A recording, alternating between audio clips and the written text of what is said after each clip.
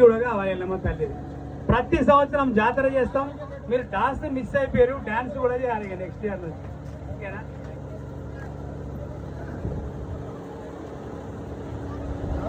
ధన్యవాదాలు అన్న.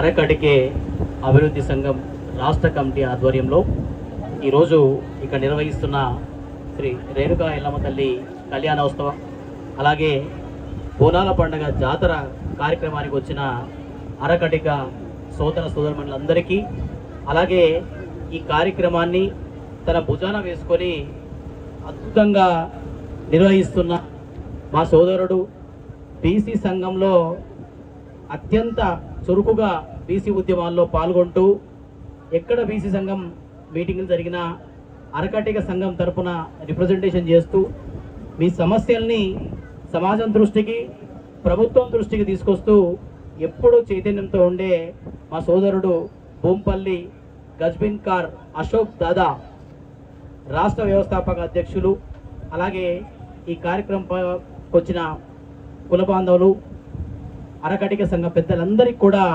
పేరు పేరున శుభావందనాలు.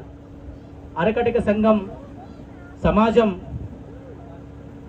వారి సంస్కృతిని, మీ సాంప్రదాయాల్ని కొనసాగిస్తూ కులవృత్తులను కూడా కొనసాగిస్తూ ముందుకెళ్తున్న పరిస్థితి. మరి కోకాపేట లాంటి ప్లేస్లో అరకటిక సంఘానికి స్థలాలు కేటాయించారు. మీలాగే ఇంకా మిగతా కుల సంఘాలకు కూడా స్థలాలు కేటాయించారు. కానీ వాటికి కార్పొరేషన్లు ఏర్పాటు చేసి ప్రత్యేక నిధులు ఇచ్చి భవనాలు కట్టే విషయంలో మాత్రం వెనుకబడున్నారు. ఎక్కడైనా గొంతెత్తి ఎవరైతే గట్టిగా అరుస్తారో వాళ్ళకే ప్రభుత్వ నిధులు, ప్రభుత్వానికి సంబంధించిన సంక్షేమ పథకాలు వస్తున్నాయి.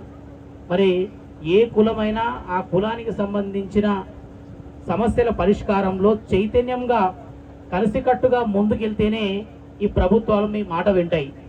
లేకపోతే ఇట్లాగే బీడుబడిన భూములు, బీడుబడిన స్థలాల్లో ఏళ్ళు గడిచినా దానికి సంబంధించిన నిధులు విడుదల చేయని పరిస్థితి ఉంటుంది. కాబట్టి మీరు అశోక్ దాదా వెంట కుల సంఘాలన్నీ కూడా, ఎన్ని కుల సంఘాలున్నా, ఎన్ని వేదికలున్నా, అరకటిక కులానికి సంబంధించిన ఉద్యమ సంస్థలన్నీ కూడా ఏకమై కలిసికట్టుగా మీరంతా ముందుకు నడుస్తూ ప్రభుత్వం మీద ఒత్తిడి తీసుకొస్తే ఖచ్చితంగా మీరు డిమాండ్ చేస్తున్నట్టుగా మీ సంఘానికి, మీ కార్పొరేషన్కు 500 కోట్ల ప్రత్యేక నిధులను కేటాయించే పరిస్థితి వస్తుంది. దాన్ని కేటాయించేటట్టుగా మీరు సాధించుకునేటట్టుగా మీరు పట్టుదలతో ముందుకెళ్లాల్సిన పరిస్థితి ఉంది.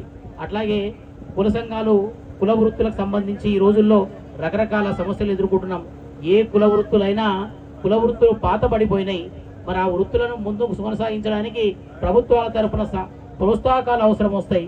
అలాగే మీరు అడుగుతున్నట్టుగా షాపులకు ఉచితంగా కరెంటును ఇవ్వాల్సిన అవసరం ఉంది. ప్రభుత్వం ప్రోత్సాహం ఇవ్వాల్సిన అవసరం ఉంది. మరి అందరూ కుల వృత్తులను వదిలేస్తే ఎక్కడికి పోవాలి? కుల వృత్తులు, ఆ సంస్కృతి ఎక్కడికి పోవాలి? ఆ సాంప్రదాయం ఎక్కడ పోవాలి? ఎవరు నిలబెట్టాలి వాటిని?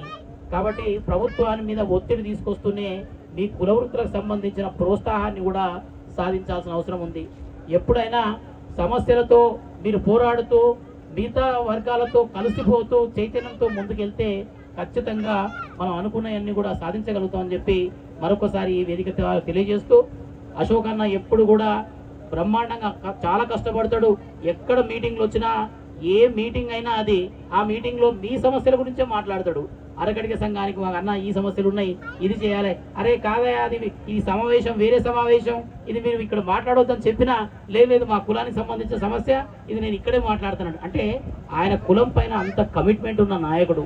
మరి అలాంటి నాయకుడిని వెంట మీరందరూ నడిస్తే, ఆయనతో పాటు సహకారం ఇస్తూ మీరందరూ కూడా ముందుకు వెళ్తే మీకు ఖచ్చితంగా ఆ రేణుకా ఎల్లమ్మ ఆశీస్సులతో మీరు అనుకుంటున్న సంక్షేమ పథకాలు కానీ మీకు రావాల్సిన అన్నీ కూడా ముందుకు వస్తాయని చెప్పి ఈ వేదిక ద్వారా మరొకసారి తెలియజేస్తూ, నన్ను ఈ కార్యక్రమానికి ఆహ్వానించినందుకు మరొకసారి ధన్యవాదాలు తెలియజేస్తూ సెలవు తీసుకుంటాను.